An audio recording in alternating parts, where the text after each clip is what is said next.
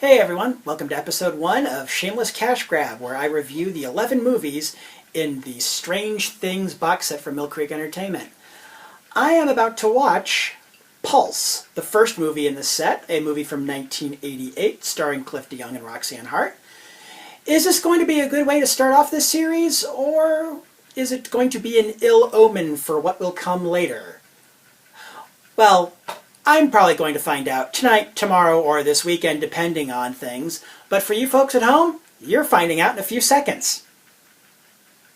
Okay, so now I've seen Pulse. But before I get into what I thought of it, let me just go ahead and give you the plot summary, courtesy of ye olde Wikipedia, for those of you who may not have seen it or have seen it but don't remember it. A highly aggressive paranormal intelligence thriving within the electrical grid system of Los Angeles, California is moving from house to house. It terrorizes the occupants by taking control of the appliances, killing them, or causing them to wreck the house in an effort to destroy it. Once this has been accomplished, it travels along the power lines to the next house and the terror restarts. Having thus wrecked one household in a quiet suburban neighborhood, the Pulse finds itself into the home of a boy's divorced father whom he is visiting. It gradually takes control of everything, injuring the stepmother and trapping father and son who must fight their way out. As for the movie itself, it certainly gets off to a decent enough start. The score by Jay Ferguson, who also did music for 2 of the Tremors movies, certainly sets the mood. The opening title sequence does falter somewhat, and that the attempts to make the power plant and power lines look ominous doesn't exactly work. But it's not a total failure, thanks in large part to the aforementioned music. Though, to be fair, this movie's only 5 years younger than I am, so, take that into account. I'm a bit unsure how to approach the rest of this, to be honest. How much do I say about the movie as a whole, particularly in regards to the plot? I mean, do I just assume that everyone watching/listening to this has either seen or plans to see the movie and thus avoid spoilers? Or do I keep it spoiler-free as possible while talking about my opinions? I'm certainly not going to just scream into the microphone while reciting plot points and call that a review like some walkers who will remain nameless. But, since this is the first episode of this series, the first real episode of this series, I hope you all cut me a little slack. I'm still kind of figuring this out. Hopefully, I'll get it all wrapped up before I do episode 11, considering that's going to be the last one. With my luck, that'll also be the best one. I'll finally have hit a rhythm, and then I'll have reviewed the last movie in this set. Anyway, at least I think as far as this episode goes, I'll just talk about how I felt about the movie. Positives, negatives, whether or not I'd recommend it to any 80s speculative fiction fans who might not have seen it. If the reception to that is positive enough, I'll make that the norm for the rest of Shameless Cashgrab. Deal?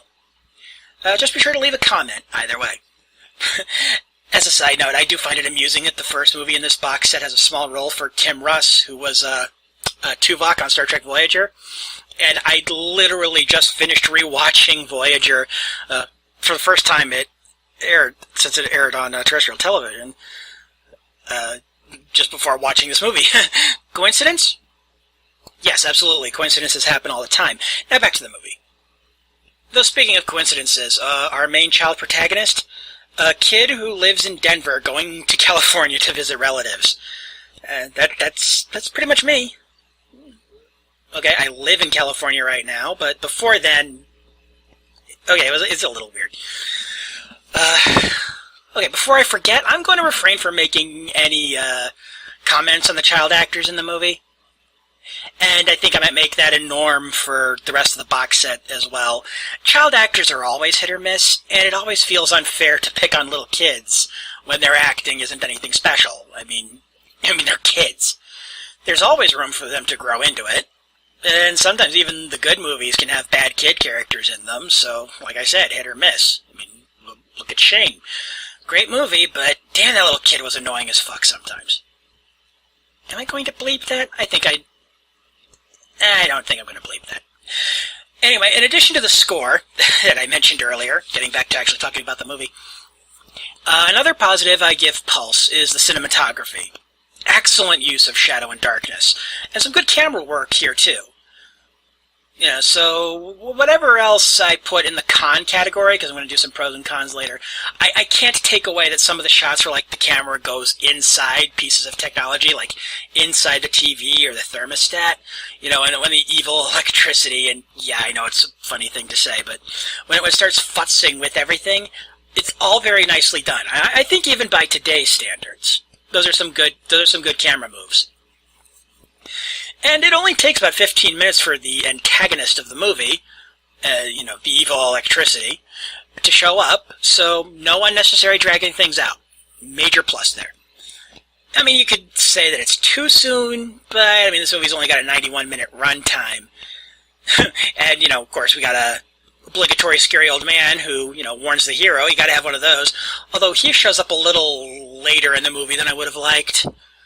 Certainly later than, scary old man shows up in other films. You look at the Friday the 13th series. Downsides, Bertekin's family seems nice enough, but the problem with casting Cliff DeYoung as the father is that I am so used to him playing assholes in movies that I kept waiting for him to get really dark.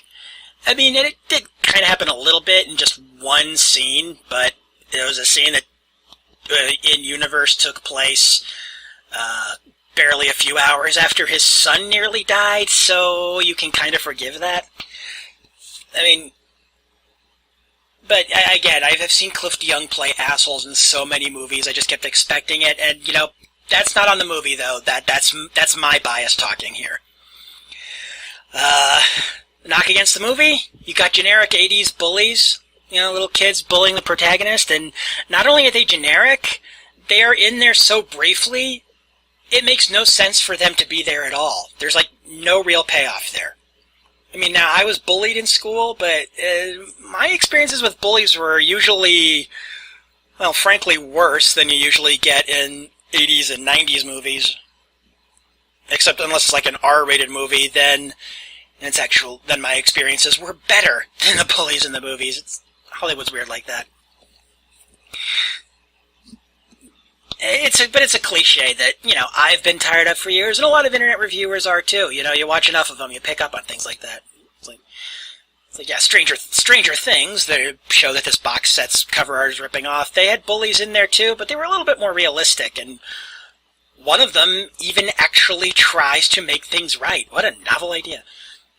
But, there is one scene in this movie that I don't really get. I know you were kind of getting the impression from earlier that I actually ended up liking this movie, and I kind of do, but this bothered me. The scene when the shower tries to kill the stepmom makes sense in context. How exactly did the shower door get stuck? It wasn't connected to the electricity. An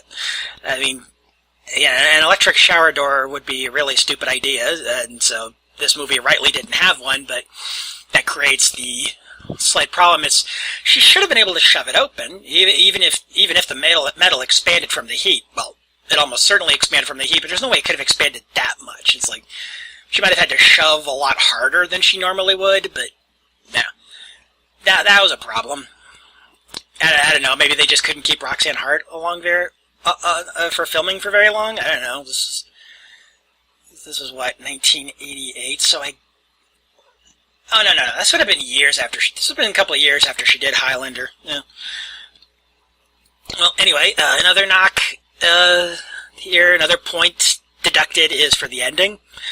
There's some really weak sequel bait in there. So weak, I think that they were actually meaning to imply that they'd won, that the evil electricity had been defeated. But if so, how? Just cutting down one power line pole? Really?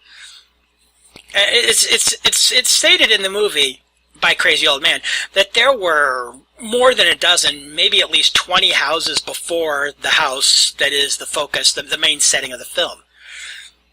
I don't know, maybe the writer-director just figured, I'm not getting a sequel out of this, screw it. Let's see here. Yes, Stranger Things similarities.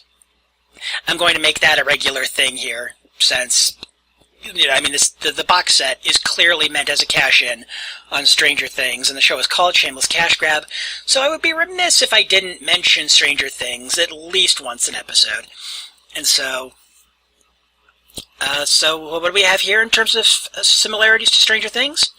Well, we have a supernatural antagonist, the evil electricity here, the Demogorgon in Stranger Things, a child as a main character.